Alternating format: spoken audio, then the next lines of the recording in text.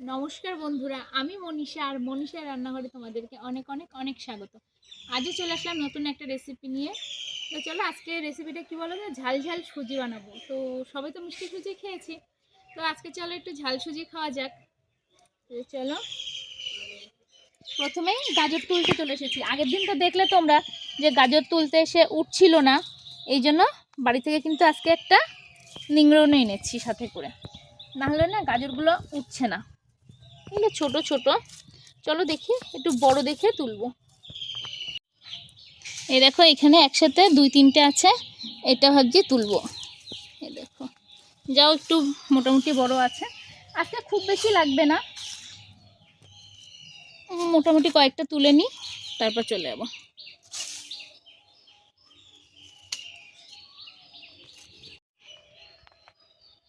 খুব বেশি কিন্তু গাজর আজকে লাগবে না, এই যে অল্প কটা তুলে নিলাম, আর এইগুলো নিয়ে এখন ধুয়ে তারপরে কাটবো।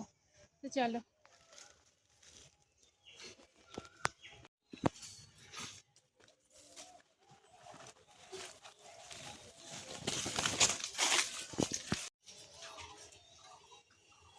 এবার কিন্তু আলুগুলো কেটে নিচ্ছি।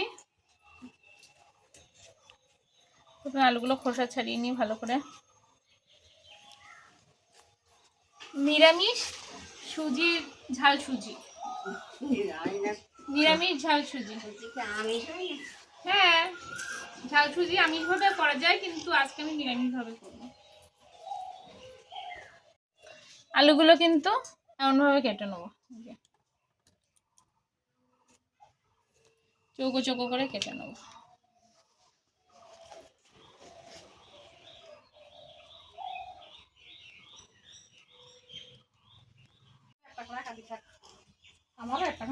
গাজরগুলো কিন্তু একইভাবে কেটে নেবো। এই দেখো এরকমভাবে চৌকো চৌকো করে কেটে নিচ্ছি গাজরগুলো। গাজর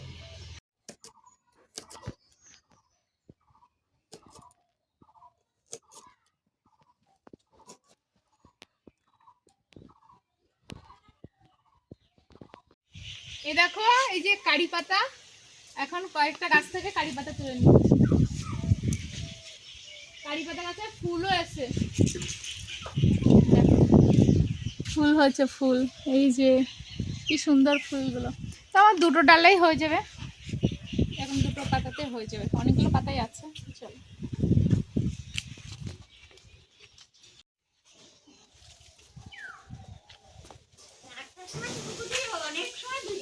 প্রথমে কিন্তু আমি বাদামগুলো একটু লাল লাল করে ভেজে নেব। এখানে কাঁচা বাদাম নিয়ে নিয়েছি। কাঁচা বাদামগুলো কিন্তু এরকম শুকনো করে ভেজে নেব। তোমরা চাইলে তেলের মধ্যে দিয়েও ভেজে নিতে পারো। আমি শুকনো খোলা ভেজে নিচ্ছি, ভেজে তারপরে কিন্তু খোসাটা ছাড়িয়ে নেব। আমি বাদামগুলো নামিয়ে নেব। বাদামগুলোর গা কিন্তু একটু কালো কালো হয়ে এসেছে, তাহলে ভেতরে লাল লাল হয়ে গেছে। এবার কিন্তু বাদামগুলো নামিয়ে নেব। এবার বাদামটা নামিয়ে নিচ্ছি।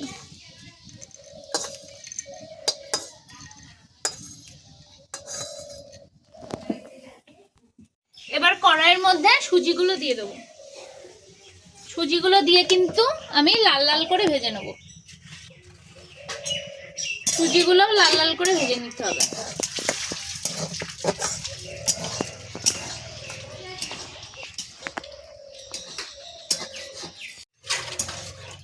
খেয়াল রাখতে হবে সুজিটা যেন না পুড়ে যায়। সুজিটা কিন্তু লাল লাল করে ভেজে নিয়েছি। এবার সুজিটা নামিয়ে নেব। দেখো সুজিটা কিন্তু লাল লাল করে ভাজা হয়ে গেছে, খুব বেশি ভাজবো না।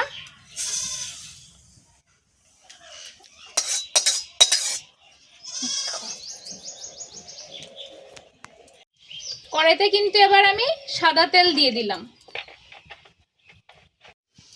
পাতাগুলো একটু আমি ছাড়িয়ে নিচ্ছি। আর এবার তেলটা কিন্তু গরম হয়ে গেছে।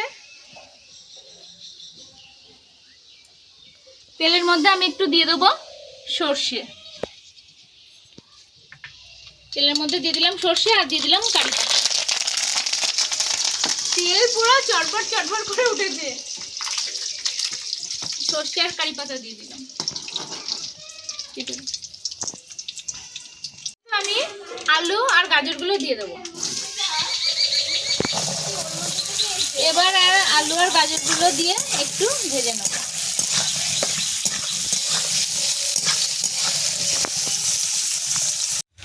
এবার কিন্তু আমি সামান্য লবণ দিয়ে দেবো।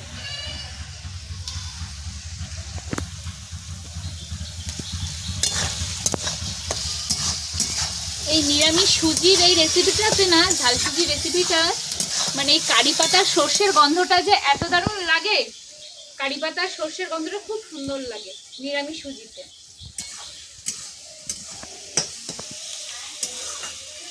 অল্প করে হলুদ দিয়ে দেবো।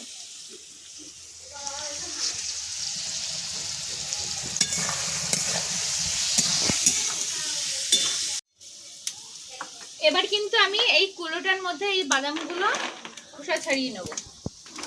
এই দেখো, একটু ঠান্ডা হয়ে আসলে হাত দিয়ে এরকম করলেই কিন্তু বাদামের খোসাগুলো ছাড়িয়ে যাবে।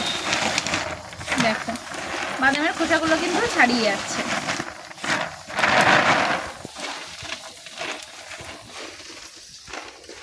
এরকম ভাবে বাদামের খোসাগুলো ছাড়িয়ে নেব।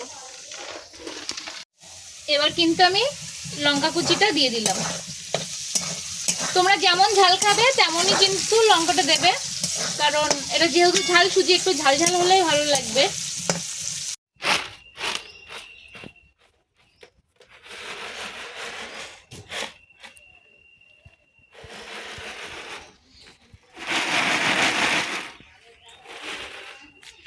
চলো, বাদামগুলো ঝাড়া হয়ে গেছে।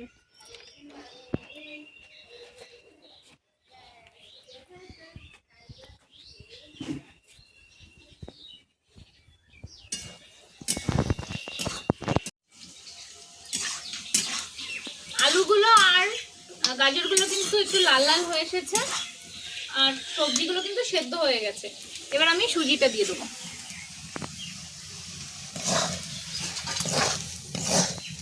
সুজিটা দিয়ে কিন্তু এরকম ভাবে ভালোভাবে সবজির সাথে মিক্সড করে নেব।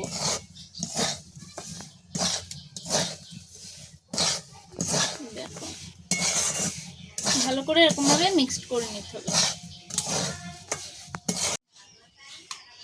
সুজিটা কিন্তু লাল লাল হয়ে গেছে। এবার কিন্তু আমি যেহেতু এর 2 বাটি নিয়েছিলাম সুজি, সেরকম 2 বাটি জল দেব। জল দিয়ে কিন্তু হালকা হাতে এটাকে মিক্স করব। আরো 1 বাটি জল দিতে হবে, সেটা আস্তে আস্তে ধীরে ধীরে দেব। দেখো, সুজিটা কিন্তু অনেকটাই ফুলে উঠেছে। আরো এরকম 1 বাটি জল দিয়ে দেবো। খুব বেশি কিন্তু নরম হবে না, তোমরা কিন্তু সেই বুঝে দেবে। দেখো,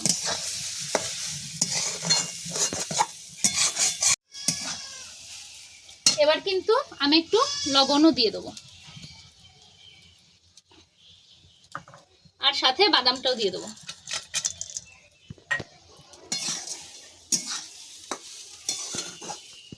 এবার কিন্তু আমি একটু সামান্য পরিমাণে চিনি দিয়ে দেবো। একটু সামান্য মিষ্টি দিলে ব্যালেন্সটা খুব ভালো হয়। খুব বেশি কিন্তু দিইনি আমি, সামান্য একটু মিষ্টি দিলে টেস্টটা আরো সুন্দর হয়। এরকম ভাবে কিন্তু একটু নেড়ে নেব। আর নামানোর আগে দিয়ে আমি 1 চামচ মতন ঘি দিয়ে দেব। খুব বেশি না, 1 চামচ মতন ঘি দেবো।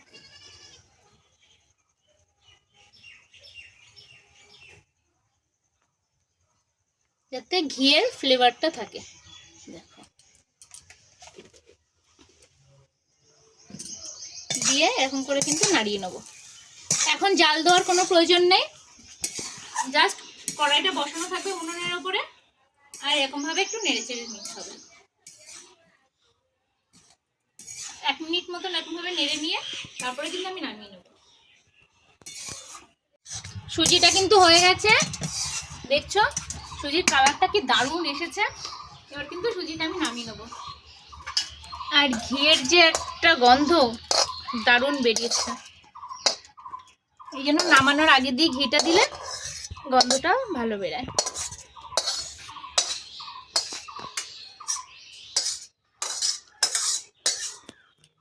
আজকে ঝাল সুজি কিন্তু রেডি হয়ে গেছে। আর তোমাদের ভিডিওটা কেমন লাগলো অবশ্যই কিন্তু কমেন্টে জানিও। আর এরকম ভাবে যদি ঝাল সুজি একবার করে খাওয়াও কাউকে, সে কিন্তু আঙুল চেটে খাবে, এত সুন্দর হয়েছে, খুব দারুণ লাগছে, খেতেও সুন্দর হয়েছে। আর তোমরা কিন্তু বাড়িতে অবশ্যই একবার ট্রাই করে দেখো। যদি ভিডিওটা ভালো লেগে থাকে প্লিজ লাইক কমেন্ট শেয়ার করো। আর যারা এখনো সাবস্ক্রাইব করোনি প্লিজ প্লিজ সাবস্ক্রাইব করে দিও। তো টাটা সবাইকে, আবার অন্য কোনো দিন অন্য কোনো ভিডিওর সাথে আবার তোমাদের সামনে আসবো।